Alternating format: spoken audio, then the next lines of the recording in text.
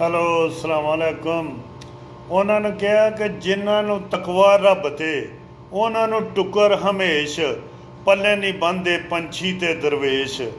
ਗੱਲ ਕਰਨ ਦਾ ਮਕਸਦ ਹੈ ਕਿ ਪਰਦੇਸ ਦੇ ਵਿੱਚ ਜਿਹੜੀ ਜ਼ਿੰਦਗੀ ਹੈ ਉਹ ਕੋਈ ਜ਼ਿੰਦਗੀ ਕੋਈ ਨਹੀਂ, ਪੈਸਾ ਬੜਾ ਹੈ।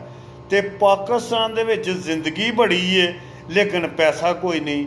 ਜਿਹੜੇ ਪਾਕਿਸਤਾਨ 'ਚ ਦੋਸਤ ਨੇ ਉਹ ਕਹਿੰਦੇ ਨੇ ਯਾ ਅੱਲਾ ਪਾਕ ਅਸੀਂ ਕਿਤੇ ਜਹਾਜ਼ ਦੇ ਉੱਤੇ ਚੜ੍ਹ ਜਾਈਏ, ਅਤੇ ਜਿਹੜੇ ਸਾਊਦੀਆ ਦੇ ਵਿੱਚ ਨੇ ਉਹ ਆਉਂਦੇ ਨੇ ਯਾ ਅੱਲਾ ਪਾਕ ਅਸੀਂ ਕਿਤੇ ਘਰ ਤੁਰ ਜਾਈਏ। ਇਨਸਾਨ ਤਾਂ ਫਿਰ ਕਿਸੇ ਹਾਲ ਦੇ ਵਿੱਚ ਖੁਸ਼ ਨਹੀਂ ਨਾ।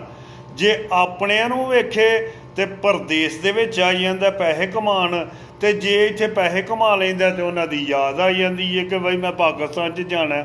ਆਦਮੀ ਜਿਹੜਾ ਵੇ ਬੰਦਾ ਹੀ ਬੜਾ ਮਜਬੂਰ ਹੋ ਗਿਆ ਦਾ। ਅਤੇ ਦੁਆ ਕਰੋ ਅੱਲਾਹ ਤਾਲਾ ਹਰ ਇੱਕ ਦੇ ਉੱਤੇ ਰਹਿਮਤ ਕਰੇ ਅਤੇ ਬੰਦਿਆਂ ਨੂੰ ਹਿੰਮਤ ਅਤੇ ਹੌਸਲਾ ਦੇ। ਅਤੇ ਵੈਲਕਮ ਹੋ ਗਿਆ ਰਾਜਪੂਤ ਦਾ।